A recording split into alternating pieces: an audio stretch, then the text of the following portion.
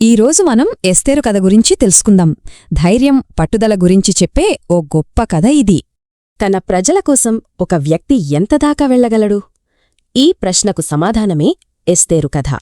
ఈ కథ మొదలయ్యేది ఒకప్పుడు చాలా శక్తివంతమైన పర్షియా సామ్రాజ్యంలో. ఆ రాజధాని నగరం సూసా.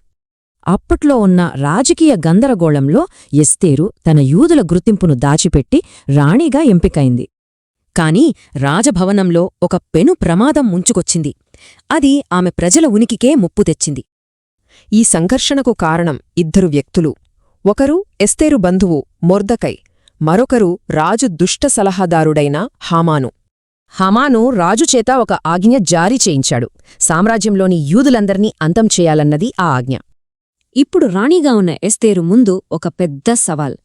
తన ప్రజలని కాపాడుకోవాలా లేక మౌనంగా ఉండిపోవాలా?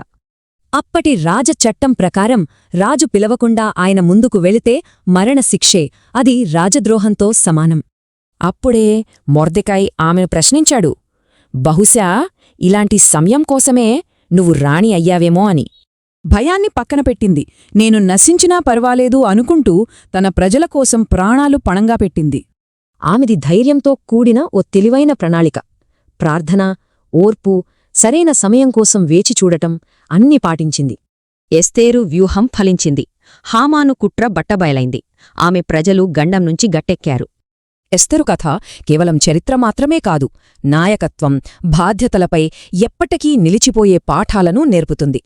అన్యాయాన్ని ఎదుర్కోవడం, మనకున్న అధికారాన్ని మంచికుపయోగించడం, ఇలాంటి ఎన్నో విలువైన పాఠాలు ఈ కథలో ఉన్నాయి. అంతేకాదు, ఈ కథ నిర్మాణంలో ఓ ఆసక్తికరమైన రహస్యం కూడా దాగుంది. అదేంటో చూద్దాం. చాలామంది పండితులు ఎస్తేరు కథకు, అంతకన్నా ప్రాచీనమైన యోసేపు కథకు మధ్య కొన్ని పోలికలున్నాయని గమనించారు. విపత్కర పరిస్థితుల్లో ఒక వ్యక్తి ధైర్యం, వివేకం, చరిత్ర గతిని ఎలా మార్చగలవో ఈ రెండు కథలు మనకు చూపిస్తాయి. మరి మన జీవితంలో మంచి కోసం నిలబడాల్సిన అలాంటి సమయం ఎప్పుడు వస్తుంది? ఈ ప్రశ్నతోనే ముగిద్దాం.